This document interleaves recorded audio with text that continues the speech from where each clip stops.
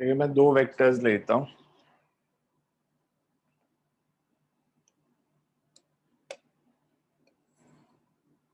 से vector A है,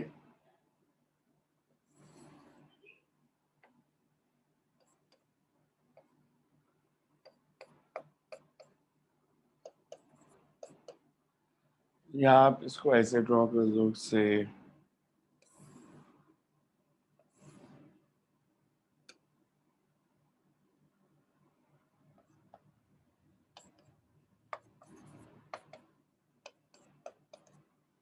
हमने दोनों की टेल्स ज्वाइन की हैं, तो दिस एंगल इज थीटा।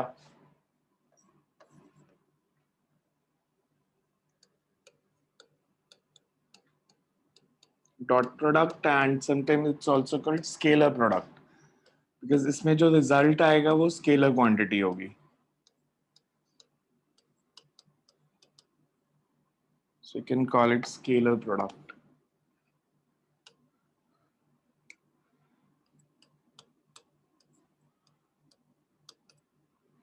कि अगर मैं लूँ दो वेक्टर्स है a and b and they are at some angle theta, तो हम कंपोनेंट बनाते हैं। बेसिकली a डॉट b को हम लिखते हैं ऐसे, that a dot b is ab cos theta. Now ab cos theta can be written in two ways. You can say either it's a into b cos theta, or you can say it's b into a cos theta. अगर मेरे पास ये vector b है,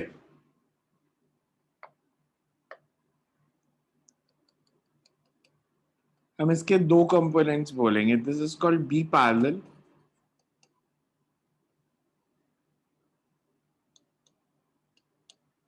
b perpendicular. b parallel का मतलब है component of b in the direction of a। के vector b अगर ये साइड b परपेंडिकुलर है तो ये भी b परपेंडिकुलर होगी। अगर मैं आपसे पूछूं say in this triangle OPQ cos theta किसके इक्वल है? In triangle OPQ cos theta is okay भाई ओके। OQ को हम क्या ले रहे हैं?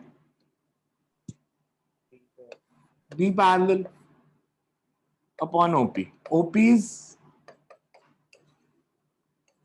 B vector, that means OQ is b cos theta, and this will be similarly b sin theta. ये b sin theta।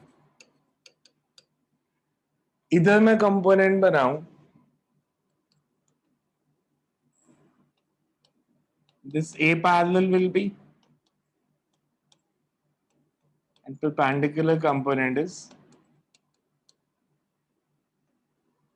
a sin theta.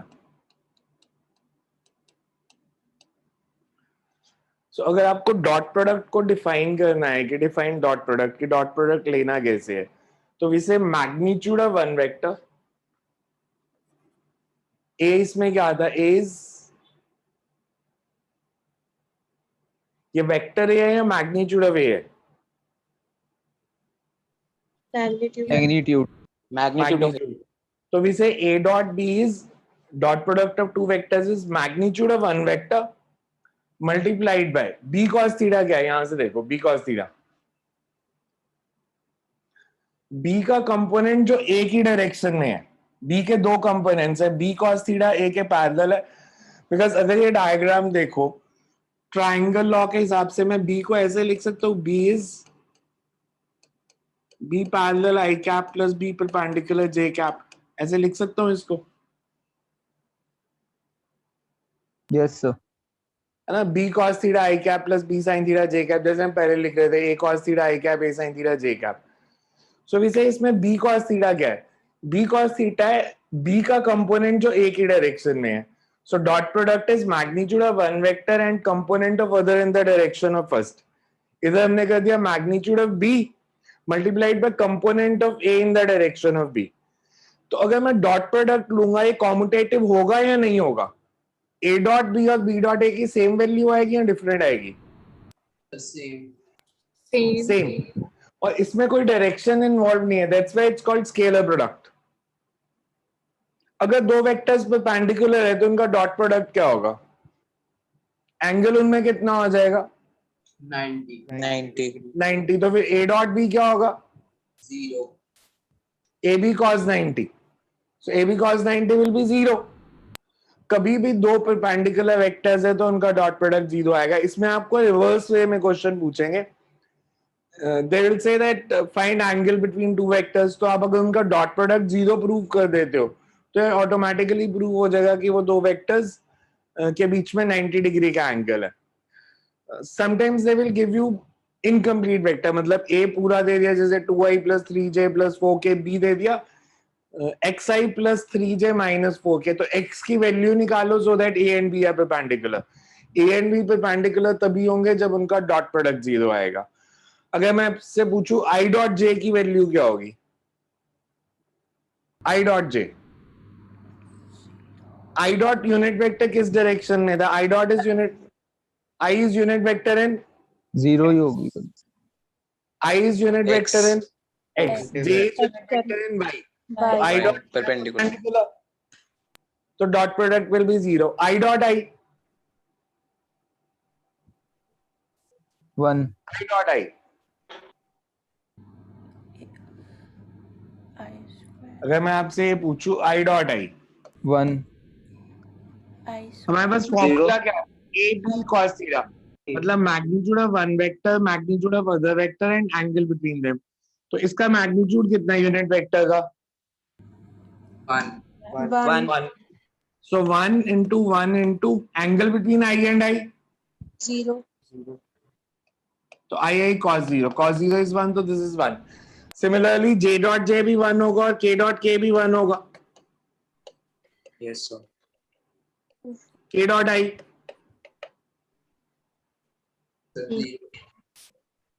बाकी सारे pair 0, k dot I dot के, j डॉट के डॉट जे, आई डॉट जे और j dot I, all these will be 0। सिर्फ ये 3 मान आएंगे, बाकी सारी वैल्यू 0 आ जाएंगी। आई डॉट आई, जे डॉट जे, के डॉट के will be 1, all other combinations will be 0।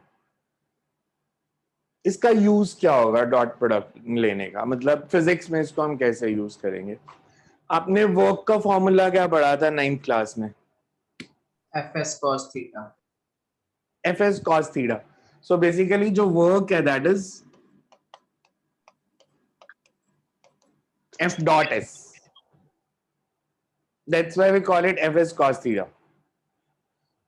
कोई और क्वांटिटी जिसमें डॉट प्रोडक्ट लेते हो? सर आइडेंटिफाई कैसे करेंगे कब हमने क्रॉस प्रोडक्ट लेना कब डॉट प्रोडक्ट लेना? क्या सर आइडेंटिफिकेशन कैसे करेंगे व्हेन टू यूज डॉट आप प्रोडक्ट? जैसे जैसे फिजिक्स पढ़ते जाओगे तो आपके पास क्वांटिटीज आती जाएंगी ना, किसी में डॉट प्रोडक्ट ले होंगे, किसी में क्रॉस। जैसे वर्क स्केलर है या वेक्टर है? Work, Scalar. तो स्केलर में तो डॉट ही आएगा because cross product is a vector product, उसमें जो रिजल्ट आता है वो वेक्टर आता है, एंगुलर मोमेंटम, टॉर्क, वो सब वेक्टर्स है। तो ऐसा नहीं है, पहले फिजिक्स का फॉर्मूला बनेगा, उसके हिसाब से देखना है कि डॉट लेना है या क्रॉस लेना है। Okay sir. तो work done is f dot s, इसमें एफ क्या था? Force applied. Force, s is Displacement. Displacement of Body. Displacement of body. Okay, से मेरे पास ये दीवार है, मैंने इस पे फोर्स लगाई, तो बॉडी तो मूव की नहीं, दीवार तो मूव करेगी नहीं। आप दीवार पर से धक्का मार रहे हो, वो मूव नहीं की, वर्क डन। जीरो और नॉन जीरो? 0 पहले आसान केस पूछता हूँ। मेरे पास एक फिजिक्स की मोटी सी बुक है, से मान लो यूनिवर्सिटी फिजिक्स,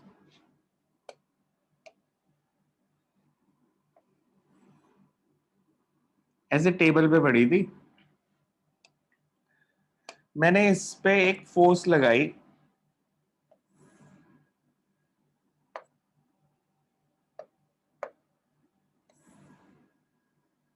इस डायरेक्शन में,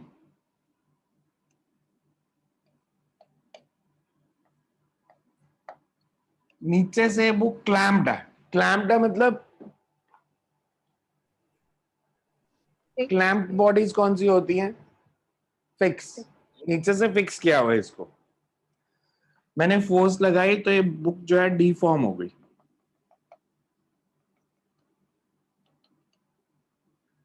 ऐसे ही होता है, बुक पे फोर्स लगाओ तो वो डीफॉर्म हो जाती है। कि अगर Yes. आप नीचे से पकड़ लोगे, आप ऊपर के एंड पे फोर्स लगाओगे तो बुक की शेप चेंज हो जाती है, कि बुक डीफॉर्म हो गई। कैसे थी? क्यूबॉइड शेप में थी, ये पैरेललोपाइप बन गई। सो मैं आपसे पूछूं, इसमें वर्क डन बाय फोर्स होगा या नहीं होगा? बुक तो डिस्प्लेस हुई नहीं, वर्क डन होगा या नहीं होगा? सर उसके ऊपर का पार्ट लेके वर्क डन हो जाए। तो फिर एस क्या है? बट सर अगर डिस्प्लेसमेंट जीरो वर्क डन तो जीरो ही होना। तो मेरे को यही तो आज तक समझ नहीं आया ना, मेरे को थोड़ा मतलब रोशनी डालो इस पे। एस है क्या? किसकी डिस्प्लेसमेंट है? एस किसकी डिस्प्लेसमेंट है?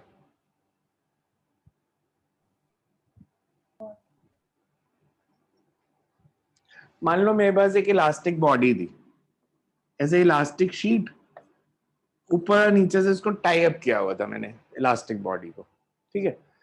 मैंने इसके ऐसे सेंटर पे फोर्स लगाई तो ये बॉडी ऐसे डीफॉर्म हो गई, क्योंकि इलास्टिक थी। मान लो रबर की शीट थी, ऊपर नीचे से फिक्स किया हुआ था, मैंने ऐसे फोर्स लगाई तो पीछे हो गई। मैंने वर्क किया कि नहीं किया?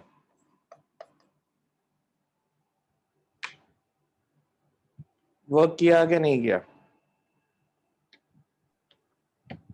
सर किया, क्योंकि उसका एक पार्ट तो आगे गया। किया क्योंकि एक पार्ट आगे गया। तो फिर एस किसकी डिस्प्लेसमेंट है? Displacement of the farthest pushed part of bull. Displacement of point of application of force. जहां पे आपने फोर्स लगाई है वो पॉइंट डिस्प्लेस होगा कि नहीं होगा, ये देखना होता है, नॉट बॉडी। 9 तक तो आप बॉडी और पॉइंट का ऐसे इतने डिटेल में पढ़ते नहीं थे, but S is displacement of point of application of force. जिधर आप फोर्स लगा रहे हो वो पार्ट मूव कर रहा है या नहीं कर रहा है। जैसे आपको एक एग्जांपल प्रैक्टिकली देखें तो कैटापुल्ट सबको पता क्या होती है? कैटापुल्ट, गुलेल, है ना। रबर बैंड से मतलब कभी बचपन में खेल लोगे, रबर बैंड फिंगर्स पे ले लिया एंड एज ए पेपर मारा। That paper is normally in physics it will be called either projectile और अ पेपर मिसाइल, ठीक है। आपने रबर बैंड को फिंगर्स पे फिक्स किया तो उसको स्ट्रेच किया। रबर बैंड की डिस्प्लेसमेंट है कि पॉइंट ऑफ एप्लीकेशन की है? The point of Point application. of जिधर आप फोर्स लगा रहे थे वो पार्ट मूव कर गया, तो आपने वर्क किया, जो आपने वर्क किया वो कहां गया? सर वो काइनेटिक एनर्जी में चेंज होकर वो उड़ गया। पहले वो पोटेंशियल एनर्जी में स्टोर हुआ रबर की, वो पोटेंशियल एनर्जी में चेंज हो गया रबर की, और जब आपने छोड़ा that potential energy gets converted into kinetic. आपकी घड़ी भी ऐसे ही चलती है। जो पुरानी मैकेनिकल वॉचेस होती थी, आप चाबी देते थे तो आप स्प्रिंग को कंप्रेस कर देते थे। स्प्रिंग को कंप्रेस कर देते थे मतलब आपके चाबी देने से उसमें पोटेंशियल एनर्जी स्टोर हो गई। फिर वो सारा दिन घड़ी चलती रहेगी और potential energy rotational kinetic energy में चेंज होती रहेगी। So s is point of application के डिस्प्लेसमेंट देखते हैं। एंड दीवार को भी मैं फोर्स लगा रहा हूं तो I am doing some work. ऐसा नहीं है दीवार हिल नहीं रही। दीवार के केस में वर्क डन कैसे होगा?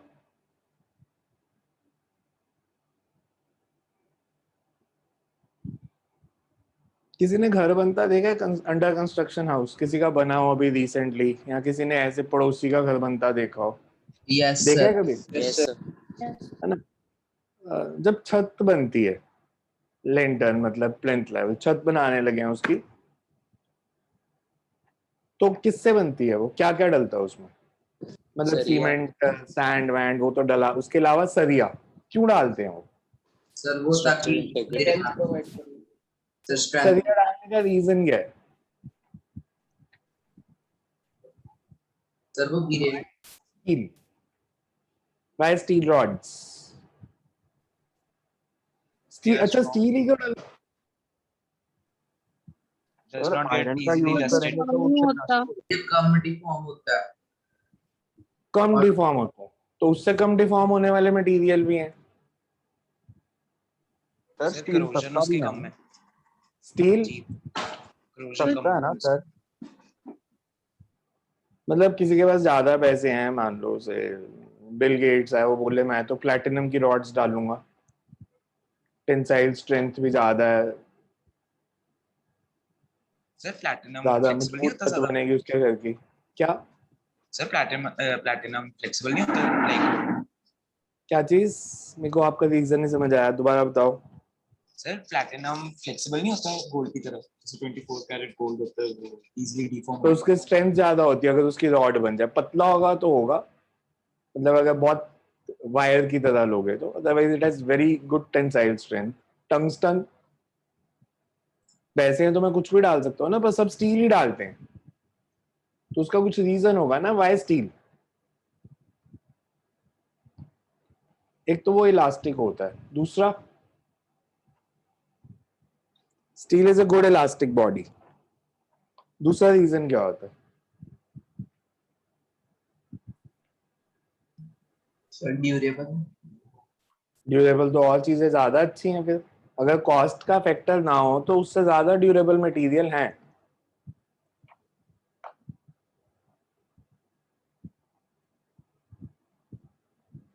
अच्छा, रेलवे लाइन जब बनती है सिंगल पीस बनती है या ऐसे जोड़ जोड़ के जॉइंट होती है, बीच में जॉइंट होते हैं उसके बीच जॉइंट में? होती है सर, जॉइंट होती है। जॉइंट कितने मीटर्स के बाद? 16 मीटर्स के बाद। क्यों भाई, एक ही क्यों नहीं बनाते? so that it can move. Friction के कारण जब हीट प्रोड्यूस होती है वो एक्सपैंड हो जाती है ना फिर। एक्सपैंड हो जाता है और उसके लिए स्पेस चाहिए होती है। स्टील का एक्सपेंशन कोएफिशिएंट वही होता है जो कंक्रीट का है। मतलब गर्मियों में जितनी आपकी छत एक्सपैंड करेगी उतना ही स्टील भी एक्सपैंड करेगा। अगर आपने ऐसा मटेरियल डाल दिया जो कंक्रीट से ज्यादा एक्सपैंड करे तो वो छत से बाहर आ जाएगा गर्मियों में, तो एक्सपैंड करके छत छोटी रह जाएगी, वो बड़ा हो जाएगा। So there is reason for everything कि हम ऐसा ही क्यों करते हैं। सो वो एक्सपेंशन कोएफिशिएंट का रीजन है। अब दीवार है, बेसिकली उसको डालने का रीजन क्या होता है? अगर नहीं डालेंगे तो क्या प्रॉब्लम आएगी? स्टील नहीं डालेंगे तो मैंने एक पहला रीजन बताया कि वो इलास्टिक होता है, तो नहीं डाला होगा तो क्या होगा? आप उसके ऊपर कुछ भी रखोगे वो टूट जाएगी छत। बिकॉज स्टील के ऊपर जब कुछ रखते हैं, छत बनी, आपने इसके ऊपर जब कुछ रखा तो ये छत थोड़ी सी दब जाती है, और इसमें जो रीस्टोरिंग फोर्स आएगी वो इस ऑब्जेक्ट के वेट को बैलेंस करेगी। अगर कोई चीज दबेगी नहीं तो फिर वो टूट जाएगी। जैसे ग्लास ब्रिटल होता है, एक लिमिट तक तो फोर्स विथस्टैंड करेगा, फिर वो टूट जाएगा।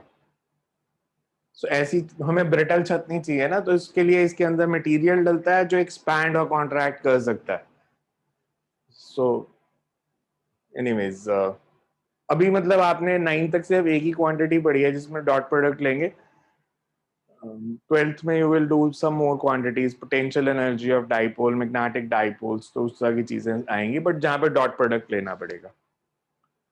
पहले ये देखो, ये समझ में आया कि डॉट प्रोडक्ट लेना कैसे है? So you just write dot product of two derivation है वेक्टर्स। फॉर्मूले की। क्या? सर ये जो आपने फॉर्मूला लिखा है ए वेक्टर, उसका इसकी डेरिवेशन है। अब मैं लिखाने लगा हूँ, अभी ऐसे थोड़ी चलेगा। नोट्स भी मैं दे दूंगा बट लिखाने भी लगाऊं। आप में से कोई एक आधा शायद नोट्स पहले भी दिए थे कोई, क्योंकि कुछ आगे पढ़ना शुरू हो गए थे। सो ये डायग्राम बना लो, फिर लिखते हैं dot product of two vectors. दोनों डायग्राम बना लेना।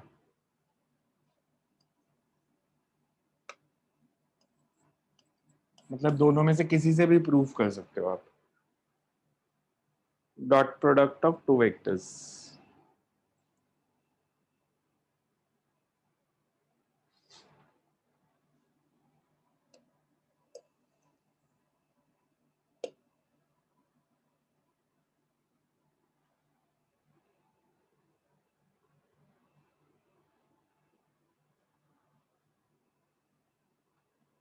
There is again a maths topic. Dot product physics में बहुत extensively use होता है, but otherwise there is a mathematical topic. Vectors is not a physics thing. Physics में तो हम सिर्फ इसके फॉर्मूला यूज किया करेंगे.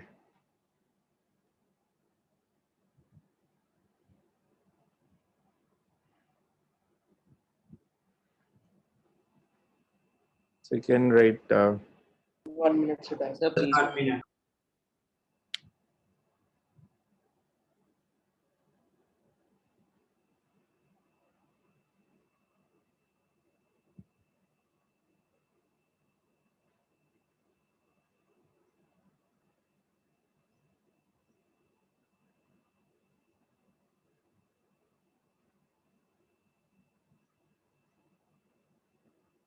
सर ये तो नहीं नीचे लिखा है a डॉट b नहीं इज नहीं अभी लिखना कुछ नहीं है और.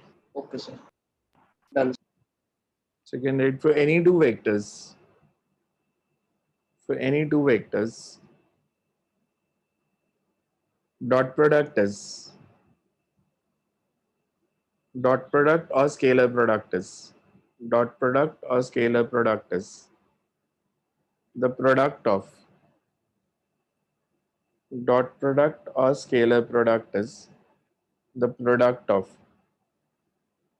magnitude of one vector is the product of magnitude of one vector and the component of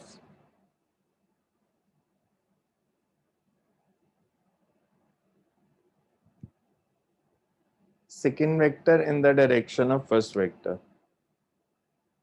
Component Scalar of product is scalar product is the product of magnitude of one vector and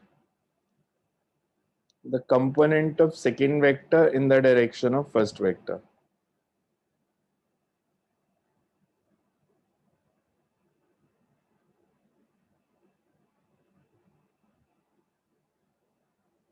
There is for two vectors a and b. There is for two vectors a and b. A dot b is a dot b is the product of magnitude of a dot b is the product of magnitude of a and the component of b in the direction of a. Magnitude of a and the component of b in the direction of a. तो ये नीचे formula लिख लो. A dot b is ab cos theta और a into b cos theta और b into a cos theta.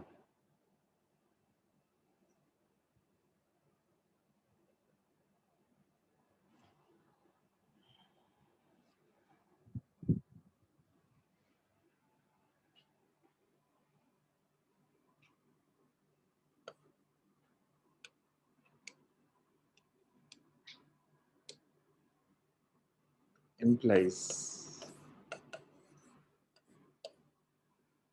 for perpendicular vectors.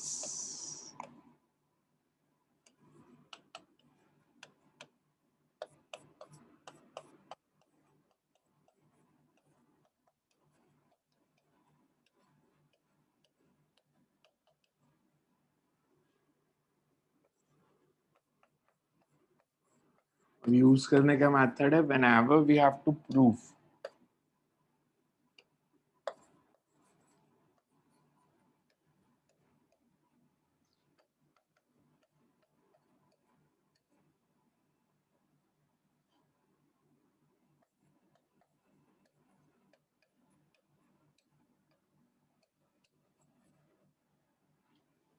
two vectors are perpendicular.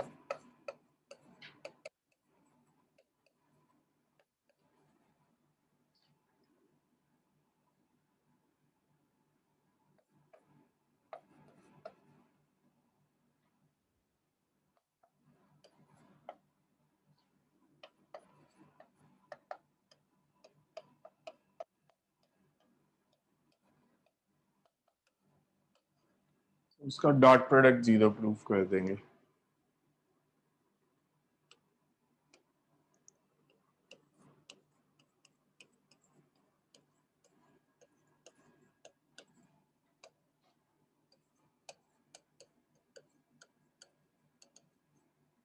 Dot product of unit vectors. Unit vectors means i j k के लिए।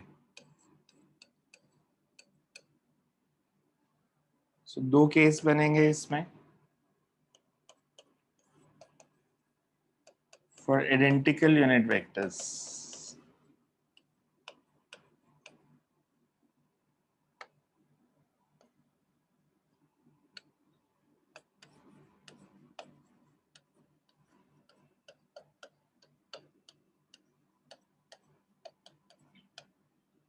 identical unit vectors means I dot I, j dot j, k dot k.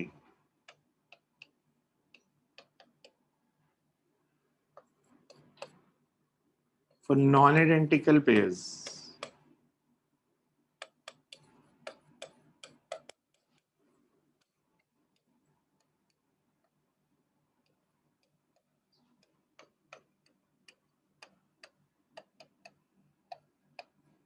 dot product is 0, and we will have three cases: I dot j, j dot I,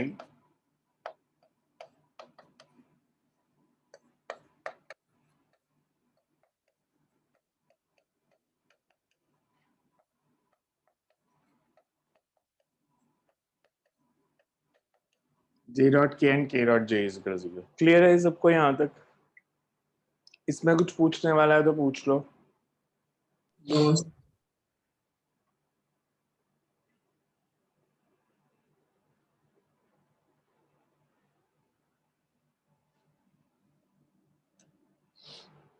Then you have इसी की एक और form, dot product in component form.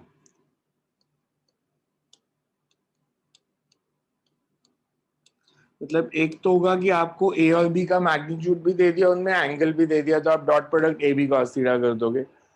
दूसरा होता है कि आपको ए और बी का मैग्नीट्यूड नहीं दिया, एंगल भी नहीं दिया, बट आपको दिया जैसे a is a x i plus a y j plus a z k, या कोई वैल्यूज दी हैं, तो फिर डॉट प्रोडक्ट लेना। उसको हम बोलते हैं dot product in component form, जब वेक्टर कंपोनेंट की फॉर्म में दिए हैं।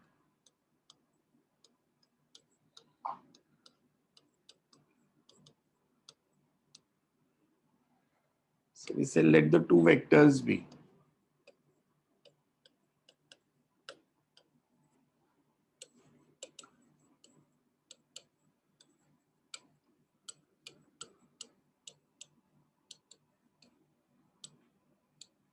हमने कंपोनेंट फॉर्म में दो वेक्टर्स लिए,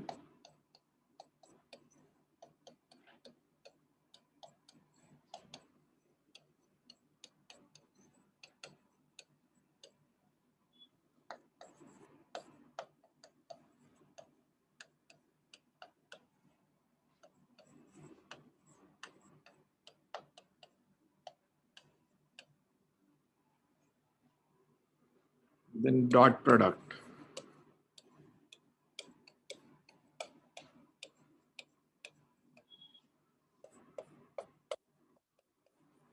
A dot B.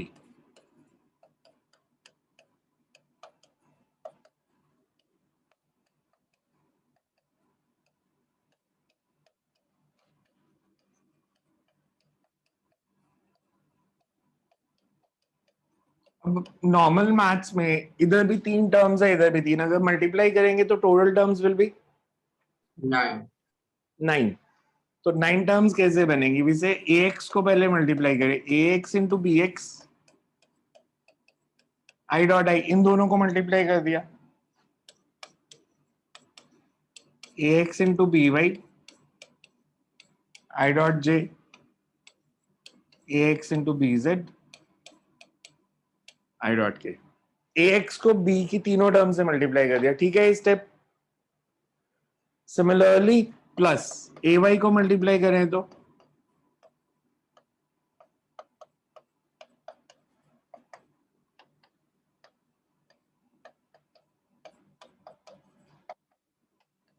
Excuse me sir. हाँ जी, सर बट ये तो हमने बोला नहीं था कि जैसे एक्स और एक्स ही होंगे और कंपोनेंट और वाई वो होंगे, जीरो जैसे हो जाएंगे ना, जैसे ये टर्म जीरो हो जाएगी, ये भी जीरो हो जाएगी, वो नेक्स्ट स्टेप में लिखेंगे ना।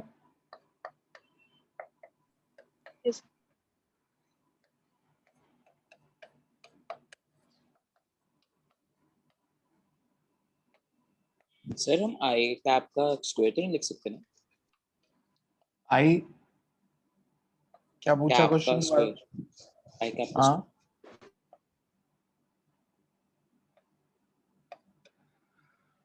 अब इनमें से कौन सी टर्म का प्रोडक्ट वन होगा? वन वाली टर्म्स हमारे पास ये है, आई dot I is one,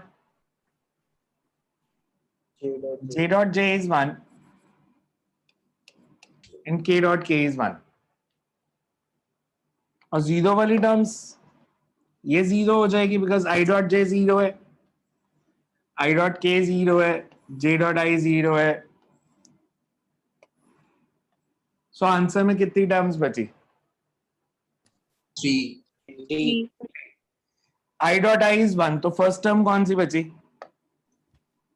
sir ax bx. i y. Dot i is 1 plus A by B, az bz. AZ, BZ. so there is another form of dot product a dot b. कि अगर आपको i j k की terms में दिया है तो फिर ये formula ax bx plus ay by plus az bz. देखो ये क्लियर सबको यहां तक? अगर मैं a डॉट a ही करता तो क्या आता? If I do a dot a, 1 1. Sir तब भी सर ax के प्लस या ay bx की जगह क्या आता फिर? सर ax ही आ जाएगा. ax ही आ जाता, तो ये हो जाता है ax का square bx square, sorry ay square plus az square. Is square. So we said dot.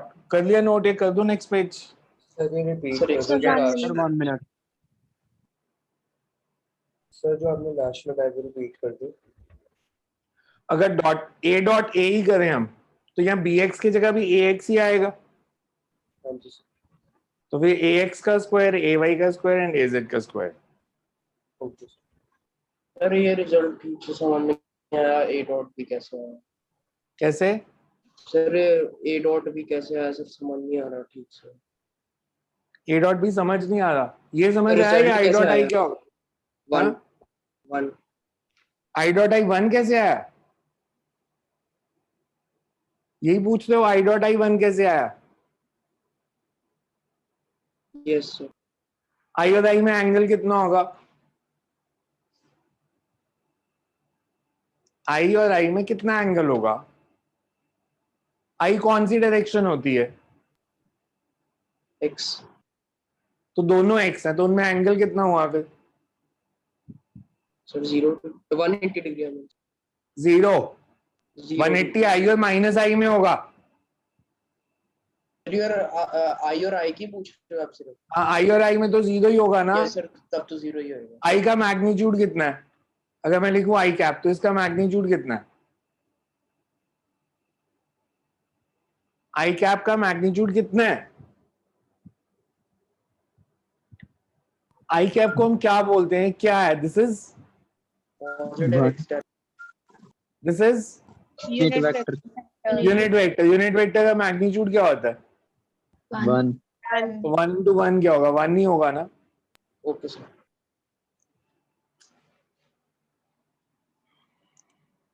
Next is dot product of vector with itself.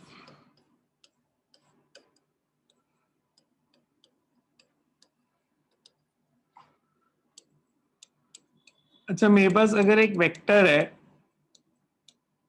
axi plus ayj plus azk, तो इसका मैग्नीट्यूड क्या था? अंडर रूट ax के plus ay के plus az. Under root ax square plus ay square plus az square. और ये हमने prove किया था पैरेललोग्राम लॉ में.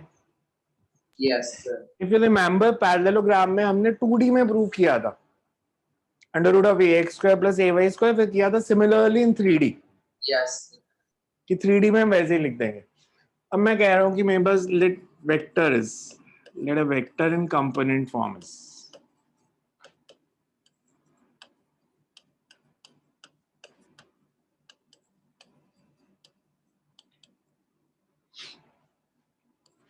मेरे पास एक वेक्टर है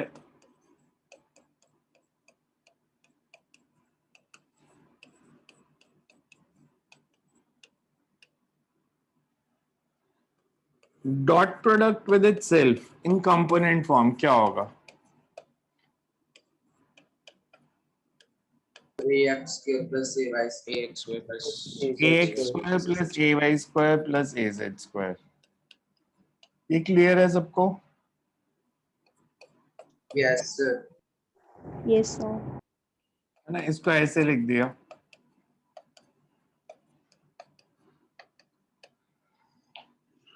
मैं इसको a डॉट a को ऐसे भी लिख सकता हूं.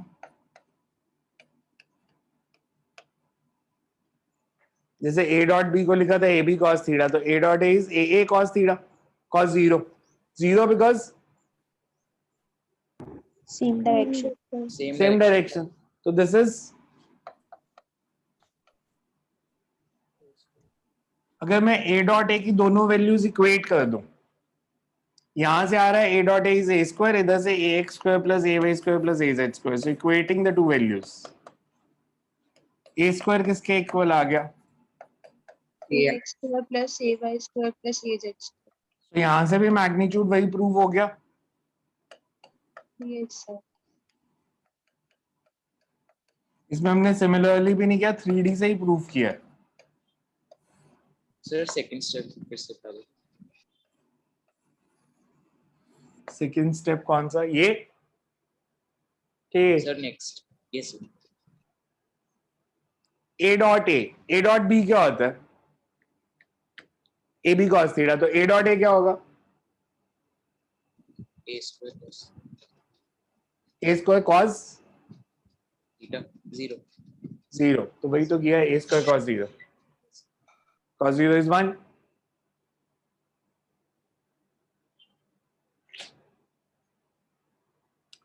देखो क्लियर है या नहीं क्लियर? Yes, sir. क्लियर है सबको? Yes, sir. अब नेक्स्ट आता है कि अगर मैं आपसे बोलूं दो वेक्टर्स दे दिए a एंड b,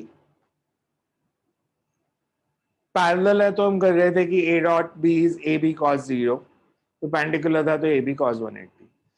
पर फिजिक्स में एंगल तो कुछ भी हो सकता है दो वेक्टर्स में, कि मैंने आपको दो जनरल वेक्टर्स दे दिए और उनके बीच में एंगल बताना है कितना. मतलब जैसे आपको एग्जाम में ऐसे क्वेश्चन आते हैं, से a इज इक्वल्स टू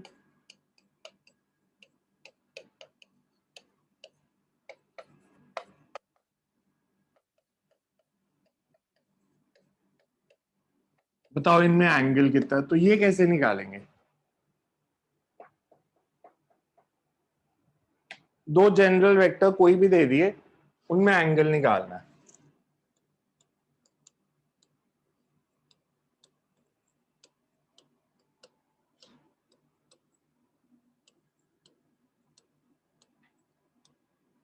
अच्छा पहले एक जनरल लॉजिक ही बता दो, लॉजिक ही देख लें आपका कितना अच्छा चलता है.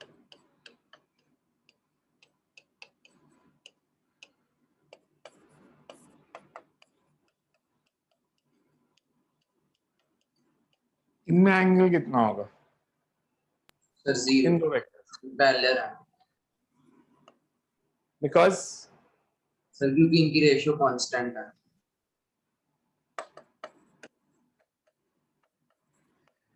b 2a के इक्वल है. Yes, sir. इसका मतलब क्या हुआ इस स्टेटमेंट का? b is equal to 2a, कि b का मैग्नीट्यूड a से डबल है और उसकी डायरेक्शन वही है जो a के.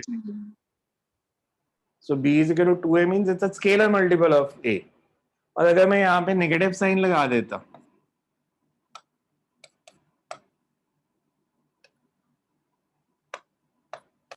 अब एंगल क्या हो जाता? अब b किसके इक्वल आता? -2 है. इसका मतलब क्या है कि b का मैग्नीट्यूड a से डबल है और डायरेक्शन a के ऑपोजिट है. अगर b is equal to 2a है मतलब दोनों की डायरेक्शन सेम है. If b is equal to -2a means their directions are opposite, so फिर angle will be 180. 180 degree. But मैं कह रहा हूँ जनरल, ऐसे नहीं, बिकॉज ये क्वेश्चन तो एमसीक्यूज वाले होते हैं कि ऐसे 0 180 वाले. तो आपको जनरल आया स्कूल में क्वेश्चन, दो वेक्टर्स है a और b, उनमें एंगल बताना है. सो वी से for any two vectors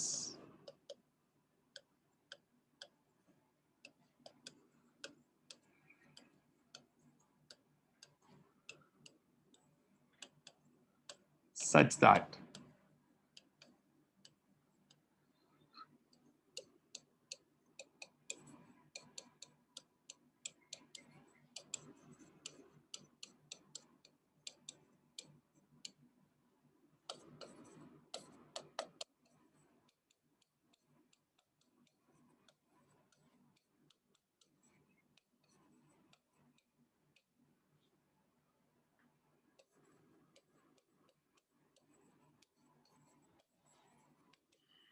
A dot B किसके इक्वल था?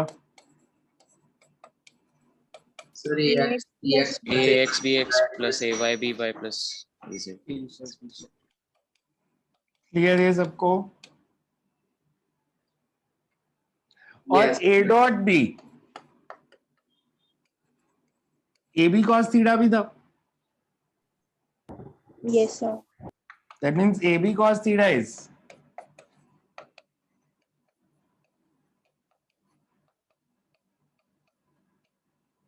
cos theta कितना आ गया?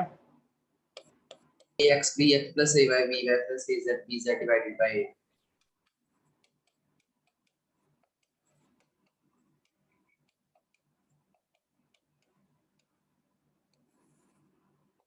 A इसमें क्या है? Magnitude of A. Magnitude of A. Magnitude of A कितना होगा? AX square plus B AX square plus AY square plus AZ What's the square. root of AX square plus AY square plus AZ square?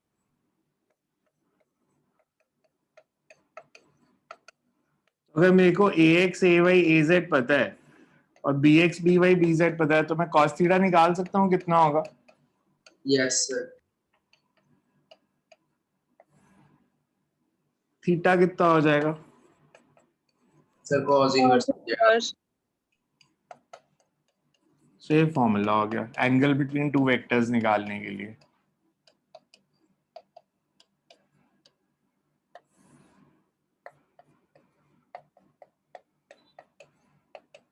सो हम एक formula से अगला निकाल रहे हैं सिर्फ.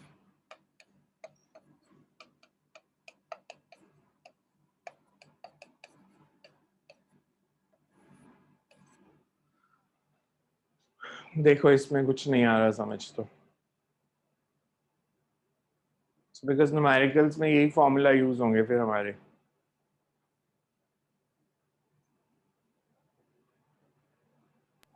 सर जो पैरेलल वेक्टर्स वगैरह जो अभी आपने पेश किया था उसमें डायरेक्ट वो रेशियो करके निकाल सकते हैं. स्कूल में नहीं. स्कूल में प्रूफ करना पड़ेगा cos थीटा 0 या 180. मतलब cos थीटा अगर आपका 1 आ गया तो मतलब थीटा 0 है. cos थीटा -1 आ गया तो मतलब थीटा 180 है.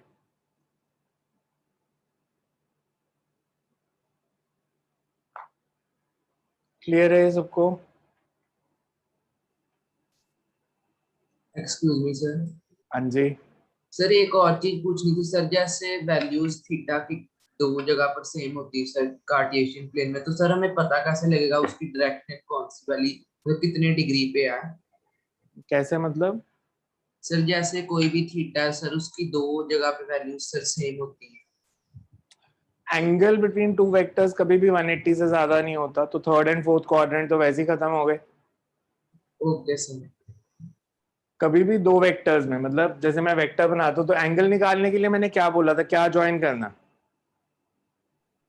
हेड हेड या फिर टेल टेल. Sir tales. है ना. मैंने टेल ज्वाइन कर दी दो वेक्टर्स की. अब इनके बीच में दो एंगल ले सकता हूं मैं. इसको कह सकता हूं दिस इज एंगल थीटा 1. तो ये भी इन दोनों वेक्टर्स के बीच में ही एंगल है. आपको हमेशा वो एंगल लेना है जो 180 से छोटा है. Angle between two vectors can never be greater than 180. आप इस एंगल को कभी नहीं लोगे. हमेशा इसी के साथ ही सॉल्व करेंगे हम. बिकॉज वेक्टर्स में हमेशा दो एंगल तो बनेंगे ही, एक थीटा और एक 360 माइनस थीटा. मैं अगर एक्यूट एंगल भी लेता तो भी दो ही बनने थे ना. जैसे ए और बी मैंने दो वेक्टर्स लिए और ये एंगल थीटा लिया तो ये भी तो इनके बीच में ही एंगल है 360 माइनस थीटा भी. तो आपको ये स्मॉलर वाला लेना. सर इसका रीजन है कि ये वैसे ही कैलकुलेशन में से डायरेक्शंस में एंगल है ना, डायरेक्शंस में मैक्सिमम एंगल हो ही 180 सकता है। लॉजिक तो यही है ना, वो तो मैथ्स के हिसाब से दो एंगल आ रहे हैं, लॉजिकली तो एक ही एंगल होना चाहिए ना। ओके सर 1 मिनट पिछला पे ही करना। सर जो भी आपने वो रेशियो वाला बताया था ना, दो वेक्टर्स लेकर, कौन सा? सर जो आपने दो वेक्टर्स कंसिडर किए थे जिसमें a is equals to twice of b vector आया था, सर वो हाँ। वाला रिपीट कर दो, वो नहीं समझ आया। नहीं, बस कोई भी वेक्टर ले लो, a is 1i plus 2j plus 3k। इसको मैं 3 से मल्टीप्लाई करूं तो b क्या आएगा? इसको 3 से मल्टीप्लाई कर दो 6j and 9k। तो मैं इसको लिख सकता हूँ ना, this is 3a। Yes sir. मतलब a का मैग्नीट्यूड b से 3, सॉरी b का मैग्नीट्यूड a से 3 टाइम्स ज्यादा है और उनकी डायरेक्शन सेम है। -3 से मल्टीप्लाई करता तो आ जाता b इज करो -3 है, मतलब b का मैग्नीट्यूड a से 3 टाइम्स ज्यादा है और डायरेक्शन ऑपोजिट है। Okay.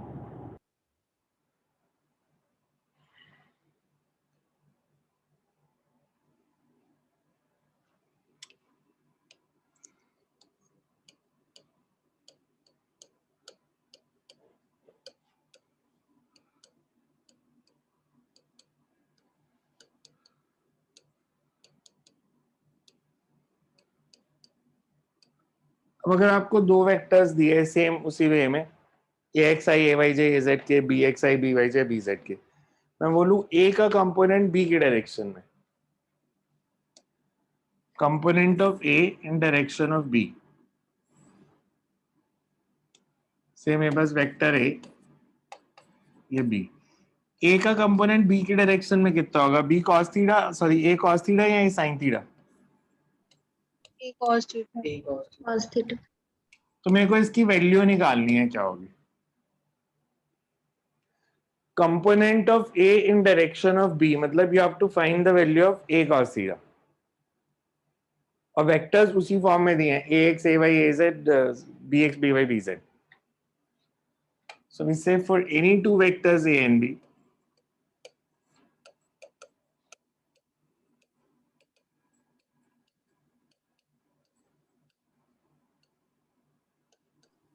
magnitude of a vector dot b vector upon b magnitude of a vector dot b vector upon b। a dot b, so a dot b हो गया ना वो, a dot b divided by b। b।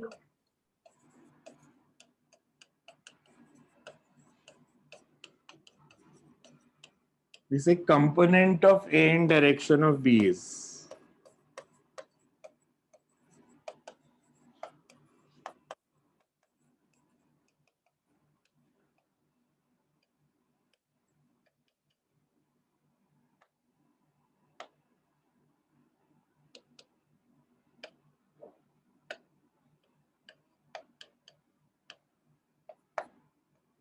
we say a parallel.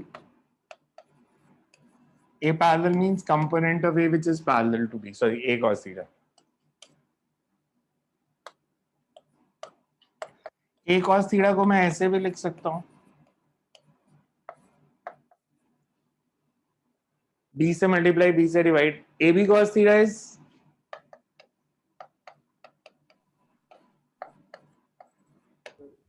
अब इसमें दो question आते हैं, एक आता है सिर्फ कंपोनेंट बताना, समटाइम्स एज वेक्टर कंपोनेंट।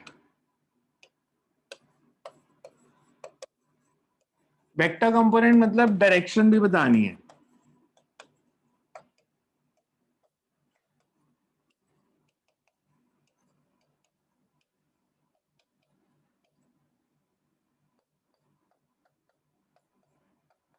इसका मैग्नीट्यूड तो a cos थीटा है, इसकी डायरेक्शन कौन सी है? a cos थीटा की डायरेक्शन कौन सी है? Same as b vector। b। और डायरेक्शन के लिए कौन सा वेक्टर यूज होता था? Unit vector which is used for denoting direction only, unit vector। तो unit vector in direction of b क्या होगा? सर उसके मैग्नीट्यूड, सर उसके वेक्टर को मैग्नीट्यूड से डिवाइड कर दो। बी कैप यही होगा। यस इसका मतलब है कि इसका मैग्नीट्यूड है cos थीटा और इसकी डायरेक्शन वही है जो बी की डायरेक्शन है। तो मैं इसको ऐसे लिख सकता हूं नेक्स्ट स्टेप में,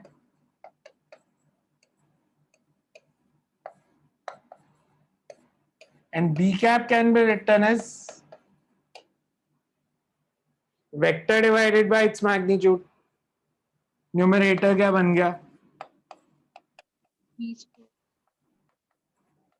denominator This is component of A in direction of B, vector component. A dot B upon B square into B.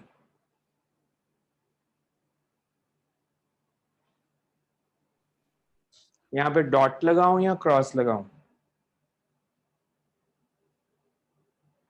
इधर डॉट कुछ नहीं, बिकॉज ये स्केलर है। डॉट या क्रॉस तो दो वेक्टर्स में होता है, ये तो स्केलर क्वांटिटी है। जैसे मैंने लिखा था 2a, ना डॉट लगाया था ना क्रॉस, तो ये तो एक नंबर है, ये जो वैल्यू आएगी एक नंबर आएगी। सो नंबर के साथ तो डॉट या क्रॉस नहीं लेना ना, इसलिए मैंने कुछ भी नहीं लगाया। यहाँ पे ना डॉट है ना क्रॉस है, there is a number, number multiplied by B. So, ये समझ Clear में है? आया नंबर कैसे लिया ये ये repeat क्या? बी कैप वाला नहीं समझ आया। किसको नहीं आया बी कैप? मैं उसी से पूछता हूँ, बी कैप किसको नहीं समझ आया? सर मेरे मेहुल? हाँ जी, यूनिट वेक्टर की डेफिनेशन बताओ क्या होती है? सैटरडे संडे 2 दिन छुट्टी थी, क्या पढ़े? यूनिट वेक्टर क्या होता है? Sir I cap J cap के कैप। और वो तो unit vector in x Y Z direction होता है ना। यूनिट वेक्टर की डेफिनेशन क्या लिखी थी? Vector whose magnitude is unity and mathematically it is vector A upon A. तो मैंने और क्या लिखा है यहाँ पे? यूनिट वेक्टर बी कैप, तो B divided by magnitude of B. Sir और देखो क्या नहीं है समझ, पढ़ना शुरू कर दो। तुम जितना रिक्वायर्ड है ना उतना पढ़ते नहीं हो, या थक जाते हो। मैं भी आजकल की जनरेशन की वो भी बड़ी प्रॉब्लम है, थक बहुत जल्दी जाती है। सर लास्ट स्टेप में समझ नहीं आया वो नंबर कैसे लिया आपने ए डॉट बी स्केलर है या वेक्टर है? A dot B, scalar scalar A dot B scalar है या वेक्टर है? जिसको समझ नहीं आया वो आंसर करे, जिसने क्वेश्चन पूछा था। A dot B scalar scalar या vector? Scalar. A dot B by B square scalar या वेक्टर? स्केलर तो वे स्केलर को वेक्टर के साथ मल्टीप्लाई करोगे, डॉट या क्रॉस थोड़ी आएगा, दो वेक्टर्स में आएगा ना वो तो। जब ये है ही स्केलर, ये वाली टर्म सेकंड, तो अब डॉट क्रॉस क्यों लगाओगे? ये तो नंबर है एक।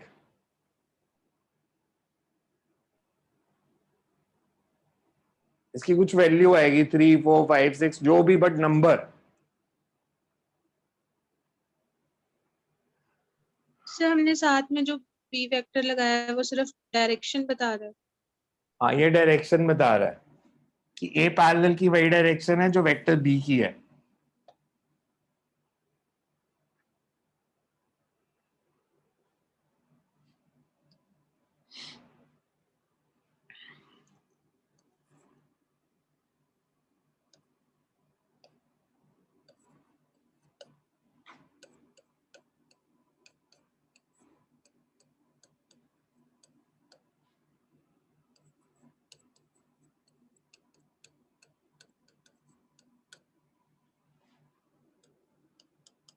Find vector component of B in direction of A.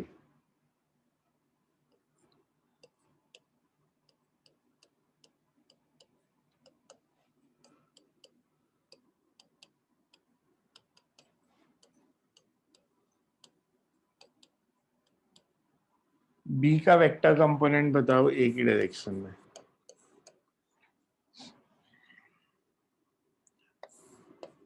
ये B है A, B का कंपोनेंट A की डायरेक्शन में, that will be B cos theta.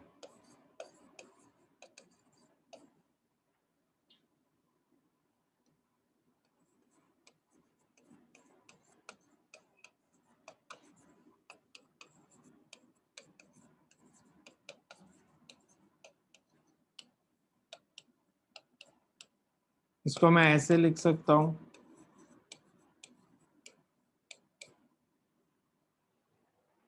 b cos थीटा इंटू a कैप।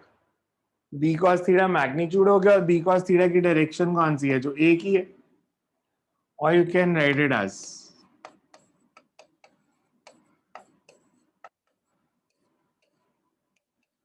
ऐसे भी लिख सकते हो। क्लियर ये स्टेप? सर ये आपने ए के सेकंड स्टेप में ए के ऊपर वो कैप ही लगाई है। कैप लगाइए, हाँ a कैप। सर वो स्ट्रेट लाइन है ना, वो सब पता। स्ट्रेट लाइन नहीं है, ये कैप है, ये वेक्टर है, ये वेक्टर है, ये कैप है। Okay sir. a dot b कितना होगा? Sir √13 into √2। ओए नंबर आना है एक अच्छा सा। a डॉट b, इसकी वैल्यू बताओ सिर्फ। ax कितना है इसमें? ax कितना है? 2 2, bx 1 1 ay ay -3 by, 1 1 so a dot b कितना आ गया? -1 मैग्नीट्यूड ऑफ a कितना है? √ax² plus ay²। ax square plus ay square is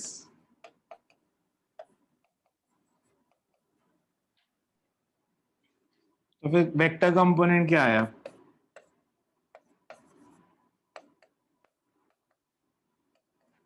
इधर वैल्यूज पुट कर दो सारी। -1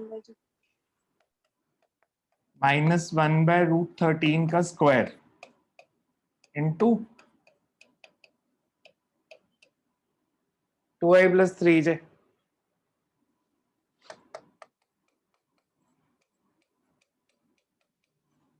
देखो ध्यान से, समझ आ रहा है क्या किया है? यस ये स्टेप पहले, ये सबको समझ में आया? yes sir because her question में डॉट प्रोडक्ट तो लेना ही पड़ेगा।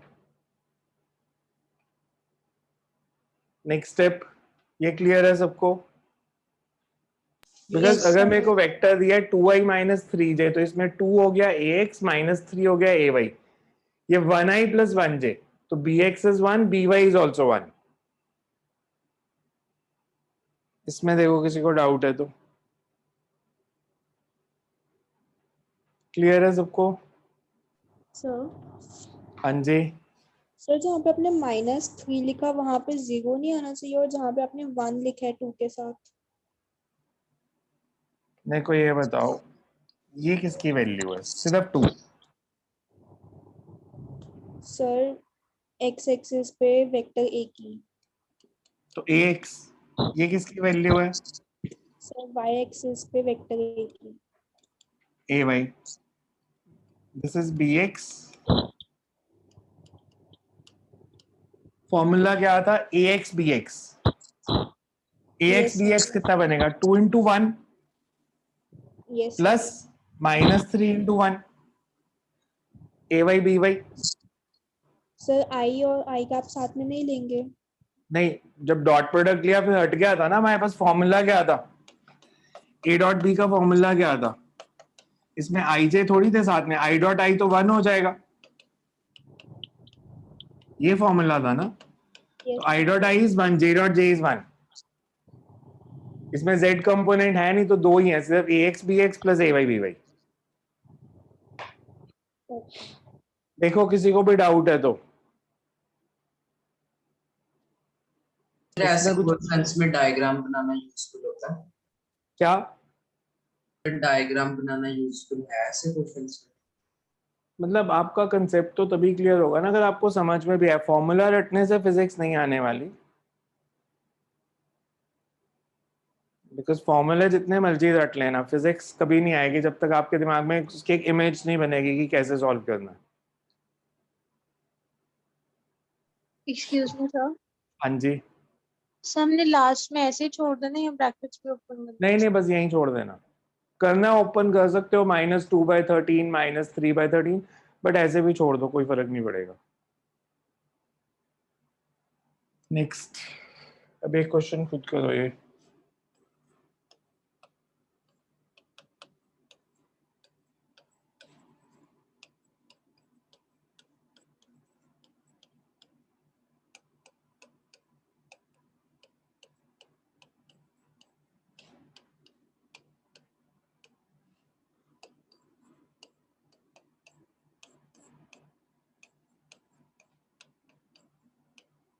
Find angle between A and B.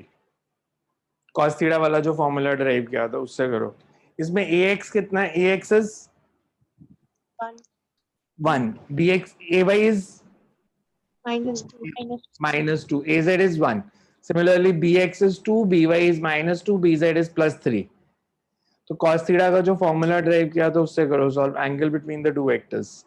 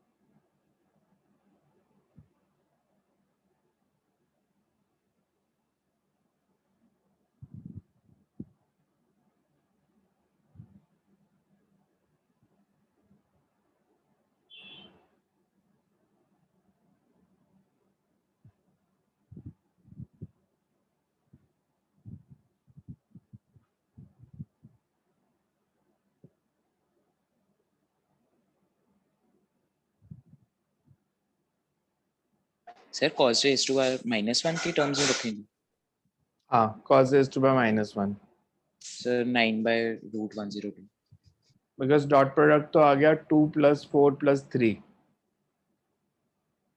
9। a का मैग्नीट्यूड आ रहा है 27.12 डिग्री। cos इनवर्स में छोड़ दो। a की वैल्यू आ रही है हमारे पास, magnitude of a is 1 + 4 + 1 √6। b का मैग्नीट्यूड आ रहा है 4 + 4 + 9 √17 √17। cos inverse 9/√102. So we can say cos theta is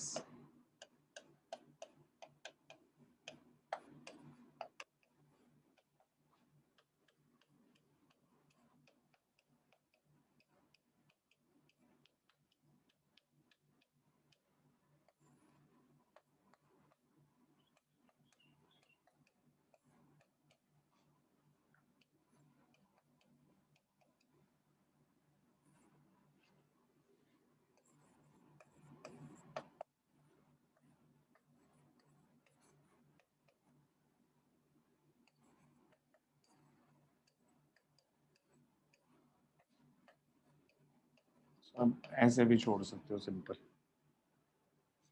So cos inverse 9/√6 into √17। Excuse me sir. हाँ जी। सर जैसे मोस्टली एमसीक्यू क्वेश्चन में वो थीटा की वैल्यू प्रॉपर देते हैं, तो सर हमें मतलब अगर आती नहीं होगी तो हम सर प्रॉपर एंड फिर मैंने कंटिन्यू। मंडे को बोला था वो टेबल लेके आना है सबके पास। यस है। Yes, sir. इसकी वैल्यू निकालो एग्जैक्ट, फिर टेबल से बताता हूँ। इसकी एग्जैक्ट वैल्यू निकालो, मतलब इसको सॉल्व करो क्या आता। सर 0.89 आ रहा है। 0.89। 89। अब कॉस का टेबल निकाल लो बुक के पीछे, कॉस का टेबल बुक के पीछे। आपको फिजिक्स में रफ वैल्यू की जरूरत होती है, एग्जैक्ट निकालने की भी जरूरत पड़ेगी।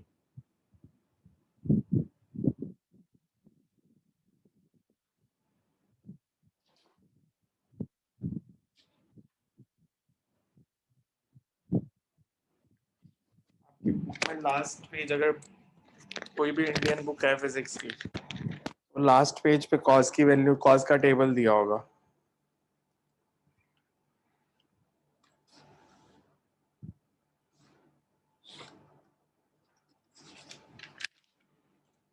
वहां से वैल्यू देखनी शुरू कर दो। 0 डिग्री की वैल्यू जैसे दी होती है 1, फिर 1 डिग्री की वैल्यू 0.998, नीचे आते जाओ 0.89 देख लो कहाँ पे जाके आएगी रफली।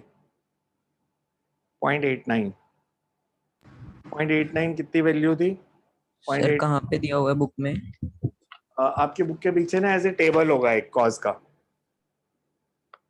सर पर log 27 degree.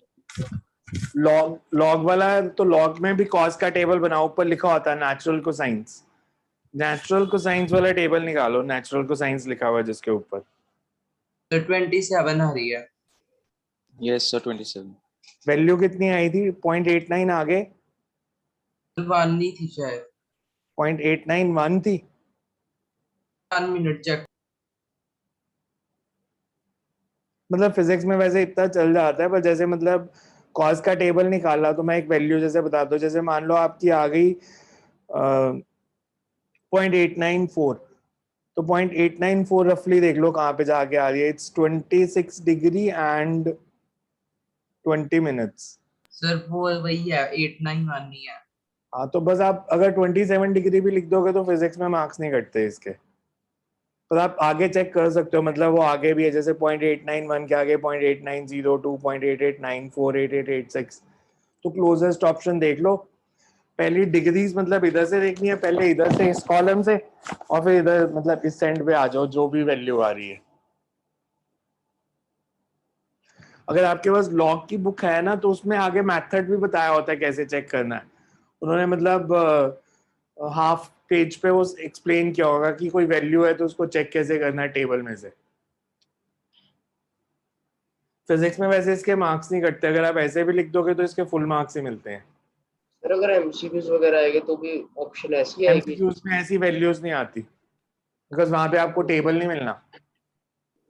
Okay sir. MCQs में आपको टेबल नहीं मिलता एंट्रेंस एग्जाम में, ना ही इतना टाइम होता है। मैं कहता हूँ अगर वो दें तो भी नहीं ले सकते आप, टाइम ही नहीं होता आपके पास,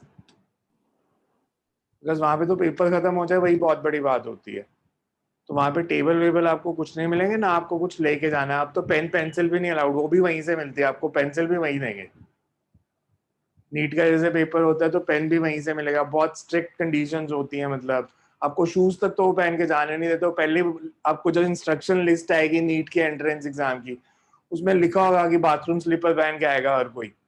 nobody will wear shoes, socks नहीं अलाउड, शूज नहीं अलाउड, बाथरूम स्लीपर्स में आना है सबने। हाफ स्लीव शर्ट में आना है, कोई फुल स्लीव शर्ट नहीं पहन के आएगा।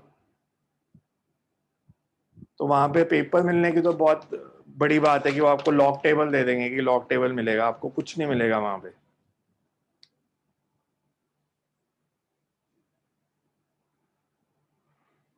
बिकॉज अब जाना कभी नीट का एंट्रेंस, मतलब आप हैरान हो गए। वो आजकल, पहले इतना नहीं होता था, अब 2-3 साल से तो दे आर वेरी स्ट्रिक्ट। उनको लगता है कि पता नहीं कहाँ कहाँ बच्चे स्लिप्स छुपा के ला सकते हैं। स्लिप्स के अलावा आजकल वो ईयरबड्स आते हैं, मतलब वायरलेस कनेक्शन, बाहर किसी और के साथ वो बाहर से आंसर बता रहा है, आपको अंदर कान में सुन रहा है, आपने ईयरबड लगाया हुआ है। तो आप जब नीट का पेपर देने जाओगे विल ऑब्जर्व, वो टॉर्च लेके आपके कान भी चेक करते हैं, कान में कोई मशीन तो नहीं फिट की हुई। इसीलिए वो कुछ लॉ नहीं करते। सर क्या साफ चीज? करते। साफ नहीं करते, वो चेक करते हैं। आप खुद ही साफ करके जाना, ऐसे बोलना ना दे कि कान गंदे हैं तेरे। नीट में होता है, जेई मेंस में कुछ नहीं कहते, जेई एडवांस में तो बिल्कुल ही कुछ नहीं कहते। एडवांस में तो इनफेक्ट इन्विजिलेटर भी आधी बारी बाहर जाके खड़ा हो जाता है, कर लो, बिकॉज उनको पता है किसी को कुछ नहीं आता, सब खाली बैठेंगे। जिसको आता है वो दिखाएगा नहीं, बाकी सब खाली बैठने वाले हैं। नीट में साथ में चीटिंग भी बहुत हाईटेक लेवल पे होती है ना, मतलब कॉल सेंटर बैंगलोर में बने होते हैं, चीटिंग राजस्थान में किसी सिटी में करा रहे होते हैं वो बैंगलोर में कॉल सेंटर बना के। तो नीट में उनको ज्यादा टेंशन रहती है। Next is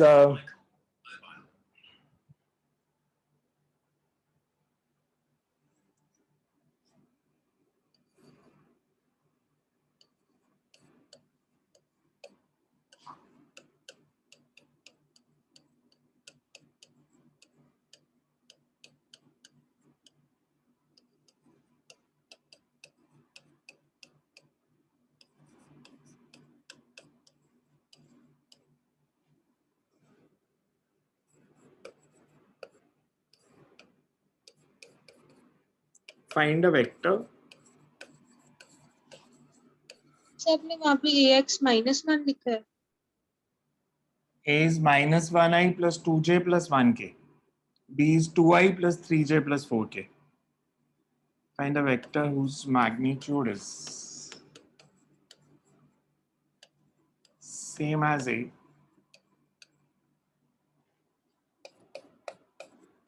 and direction same as B.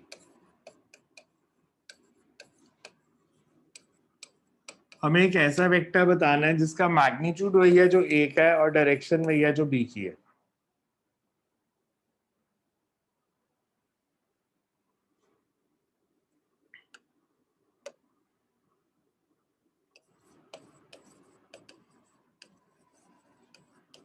Vector whose magnitude is A and direction same as B.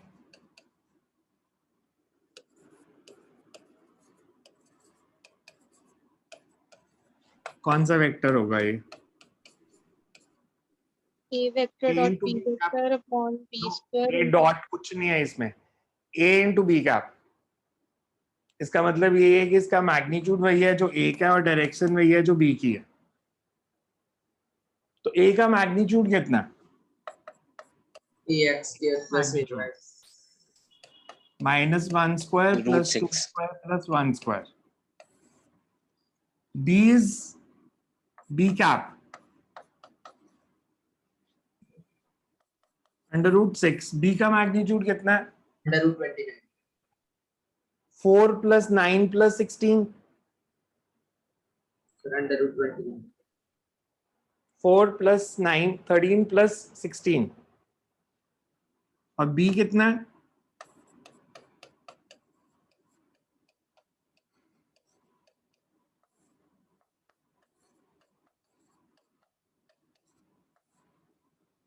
So we say this will be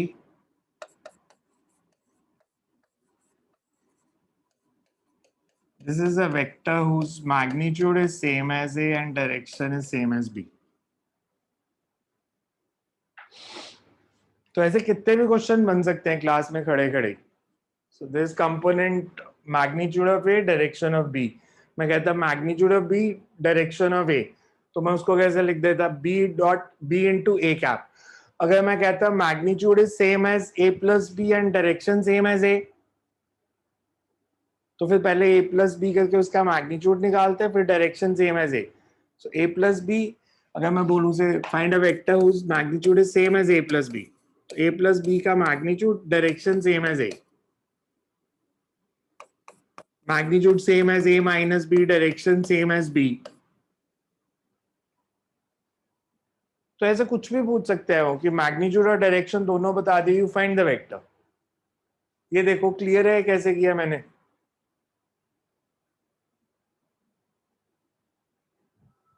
ध्यान से देखो, ये समझ में आ रहा है कैसे किया है? yes sir Yes, sir.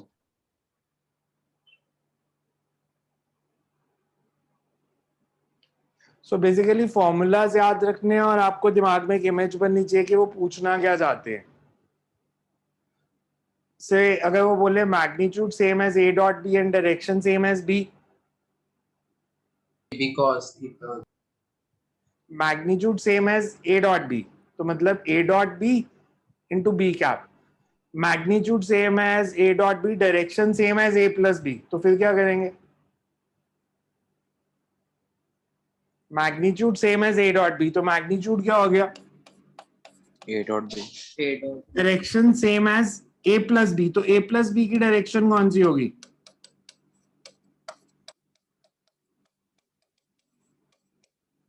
A plus B divided by magnitude of A plus B. ये क्या बन गया ये पूरा? This is Unit vector. In direction of A plus B. हमें यही बताना था ना, vector whose magnitude is A dot B, direction same as A plus B, और A प्लस B की डायरेक्शन मतलब unit vector A plus B. So ऐसे कोई भी क्वेश्चन आए तो हमेशा आपका लॉजिक अगर स्ट्रांग है, अगर आपको समझ में आ रहा है वो क्या पूछना चाहते हैं, then you can solve it. Formula तो इसमें बेसिकली देखे तो A डॉट B का दो फॉर्मूले सिर्फ हैं. A dot B component form में ax bx plus ay by plus az bz, अगर आप एंगल्स की टर्म में लिखोगे तो a dot b is ab cos theta, बाकी सब उसी से ही ड्राइव कर रहे हैं अब हम। सो कल करते हैं इसके आगे, इसकी असाइनमेंट सेंड करूंगा, आज मैं एक वो कर लेना एंड ये सारी थ्योरी भी दोबारा सेंड कर दूंगा, उसको पढ़ लेना, पीडीएफ सेंड कर दूंगा, इसको देखना अगर दोबारा एक बारी तो। एक्सक्यूज मी सर, हाँ जी, सर एक यूनिवर्सिटी फिजिक्स के बुक के रिलेटेड डाउट था टॉपिक पढ़ लिया तो पूछो। सर। वो चैप्टर उनका जो एवरेज डिस्प्लेसमेंट वगैरह सर, उन्होंने जो है कांस्टेंट एक्सेलरेशन, ओह पूछ पूछ जल्दी पूछ। सर कांस्टेंट एक्सेलरेशन की उन्होंने सर जो इक्वेशंस बनाई हैं सर, वो हमारी इक्वेशन से डिफर कर रही थी सर। सेम ही उन्होंने है इक्वेशन, सुन मेरी बात, उसने क्या किया, उसने डिस्प्लेसमेंट को लिखा xf माइनस xi और फिर xi को दूसरी तरफ ले गया। सर यस, उन्होंने ऐड की हुई थी हाँ तो नीचे। उससे क्या फर्क पड़ गया, मतलब उससे क्या फर्क पड़ गया, डिस्प्लेसमेंट को आप s लिखने की जगह लिख रहे हो final position minus initial position, फिर इनिशियल पोजीशन दूसरी तरफ जाके ऐड कर दी। Okay sir. हाँ जी, सर कल वाला जो टेस्ट था ना उसके सॉल्यूशन नहीं है कुछ आंसर्स के। अगर सर कोई स्पेसिफिक क्वेश्चन है जो नहीं निकला तो पूछ लेना, बिकॉज कल तो टेस्ट में काफी नंबर आए हैं, 70 से ऊपर काफी लोग हैं, तो उनके नहीं थे, जिनके बिल्कुल इजी हैं, जिसमें कुछ था ही नहीं करने वाला, उनके सोल्यूशन ही डाले थे। तो अगर उनमें कोई डाउट है तो पूछ लेना, बिकॉज जिनका मेरे को थोड़ा सा भी लग रहा था कि शायद सोल्यूशन चाहिए होगा वो दे दिए थे, बिल्कुल इजी क्वेश्चंस के नहीं दिए थे।